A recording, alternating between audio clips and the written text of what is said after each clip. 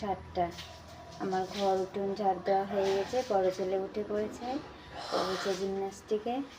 মা বাবা ওঠেনি, ছোটো ছেলে ঘুম থেকে ওঠেনি।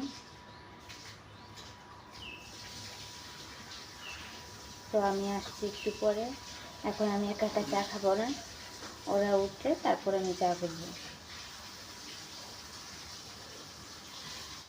তো বন্ধুরা, আমি যখন এখন বসে গেছি, তাহলে এখন জলটা ভরিনি, জলটা ভরে তারপরে আমি চা করতে যাব।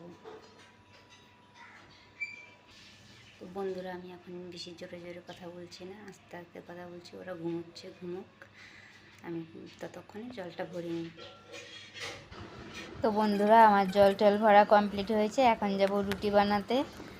তো এখন আমি রুটিগুলো বেললাম, বেলে এখন ভাজবো।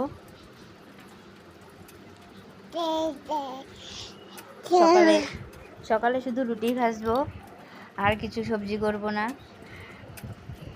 ঘরে কলা আছে, চা করব, যা দিয়ে কে কী দিয়ে খাবে।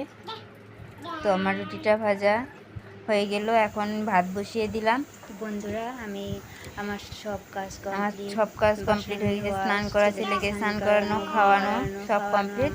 আমারও স্নান হয়ে গেছে। তো ভাতও আমার হয়েই গেল। এক পাশে ভাত, এক পাশে ডাল বসিয়ে দিয়েছি। আর করব আলু দিয়ে ডিমের, আর রান্না করব হচ্ছে এই হচ্ছে সেদ্ধ করে রেখেছি আলু আর ডিম।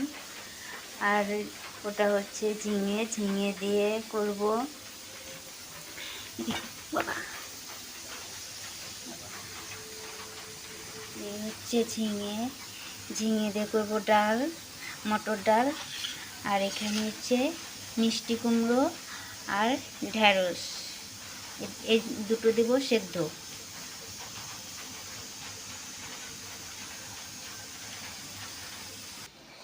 তো আমার ডাল হয়ে গেল, এখন বসাবো ডিমের ঝোল। এই যে এটা হচ্ছে ডাল, এখানে হচ্ছে ডিমের ঝোল, পাঁপড় ভাজা, আর ভাতের মধ্যে সিদ্ধ দেওয়া আছে ভেন্ডি, মিষ্টি লাউ। তো বন্ধুরা, এখন বাজে বিকেল 5:30। আমার সব কাজ কমপ্লিট। রাত্রে আমাদের নিমন্ত্রণ আছে, তাই রান্না আর কিছু নেই।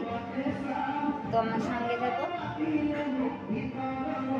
ফিরে আসছি পরের ব্লগে, দেখা হবে। তোমরা সুস্থ থেকো, ভালো থেকো, টাটা।